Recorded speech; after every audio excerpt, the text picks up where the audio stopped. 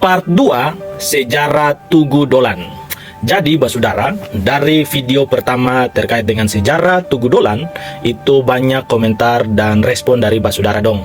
Dan dari sekian banyak respon itu ternyata banyak basudara dong yang komen bilang kalau selama ini pulang balik lewat Tugu Dolan, tapi ada juga yang baru tahu, ada juga yang komen bilang baru dengar terkait dengan asal muasal adanya Tugu Dolan di Kudamati atau di Batu Gantong, tepatnya di Kecamatan Nusaniwe. Jadi basudara, Tugu Dolan ini didirikan pada tahun 1967 oleh pemerintah Australia, yaitu untuk mengenang Bill Dolan. Sesuai dengan berita dari malukupost.com ini merupakan salah satu sumber dari beta untuk mendapatkan informasi ini. Jadi Tugu Dolan itu tepatnya berada di Jalan Dr. Kayadoe, Kudamati, Nusaniwe, Kota Ambon. Jadi ada juga yang komen tanya cerita lengkapnya. Jadi ini mungkin akan panjang cerita terkait dengan sejarah Tugu Dolan ini. Jadi basudara, ada banyak cerita terkait dengan Tugu Dolan ini. Tapi satu yang bikin beta penasaran, itu kira-kira orang Ambon siapa, atau orang Maluku siapa, atau orang Indonesia siapa yang terlibat atau ikut membantu Bill Dolan pada saat melawan tentara Jepang ini. Dari sekian banyak komentar itu yang buat beta penasaran, komentar dari kakak Tiken, itu komentar bilang ada nama Domingus Sopamena, dinding pintu masuk Tugu Dolan kakak. Kalau boleh tahu itu siapa ya? Nah, terus ada kakak Mr. Taurus 1985 juga ada komen, iya betul, penasaran juga kaks. Oke, lanjut basudara. Jadi ada banyak cerita, banyak versi terkait dengan kisah pemberani tentara asal Australia, yaitu Bill Dolan sendiri, di mana saat ini keberanian dari Bill Dolan sendiri diabadikan dengan monumen atau Tugu Dolan.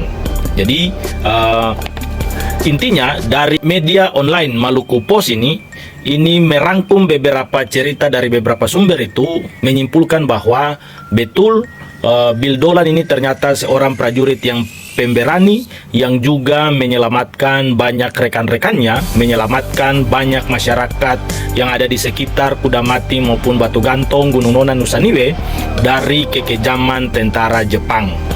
Karena berita dari media online Maluku Post ini kemudian sudah mendapatkan informasi dari Departemen Pertahanan Australia maupun Putri Bill Dolan telah melakukan investigasi ke Ambon untuk mengetahui kejadian sebenarnya yang terjadi pada saat itu. Dan juga kisah Bill Dolan ini juga diceritakan oleh berbagai sumber dari Jepang maupun Belanda.